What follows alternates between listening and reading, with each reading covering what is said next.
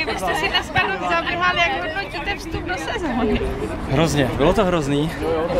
Myslím si, že jsme navázali na tragédii přípravných zápasů.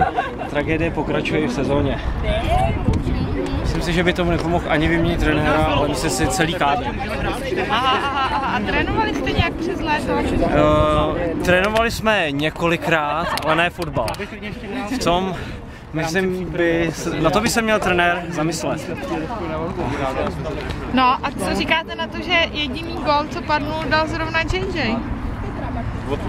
To dokumentuje tragédii celého utkání. Já vám děkuji. A jak chyběl Jiřík? Jak myslíš, že chyběl Jiřík? Určitě, je to znát, no. Protože Jiřík si to veme, udělá 2-3 hráče, tím na sebe navalí další protihráče a my jsme tam pak volní a je to už na nás, kolikrát trefíme branku. Díky. Ne. Díky. Tak dobrý den, pane Jendo.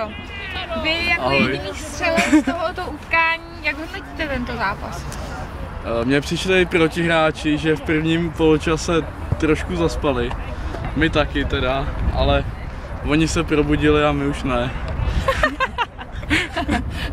Pak teda jedině ten můj gól byl takový výstřel do tmy, jinak jako jsme byli špatný. Jak jste to dokázal, že jste dal gól? Já jsem tam stál asi 5 minut, čekal jsem, až mi to někdo hodí, páč jsem tam byl úplně sám. Ten golman na to furt upozorňoval. Ale si jsem nepřipadal proti hráčům důležité, aby mě obsadili, tak golman mi dal kolmici a já jsem, páč jsem stál zády, jsem koukal, abych ten balon chytil, tak jsem musel vystřelit patičku. A jak hodnotíte po prvním zápase, že bude vypadat, jak myslíte, že bude vypadat celá sezóna? No, záleží na účasti těch hlavních postav především. Jiřík, David. Svým způsobem je tady Luky Vlček, Vlčou, Najvrhu a tak.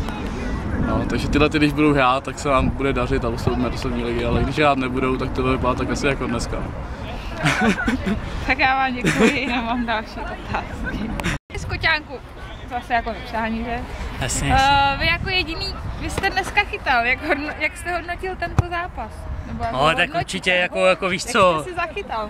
Jako víš co, je to těžký, tyjo, když má člověk nějaký zranění, tak prostě je zraněný a nemůže prostě hrát, nemůže tomu týmu, prostě nejsem zdravý, byl jsem na nějakých vyšetřeních, snažil jsem do toho hrát maximum, ale nebylo to optimální, to bylo vidět, takže jako je to těžký, je to těžký.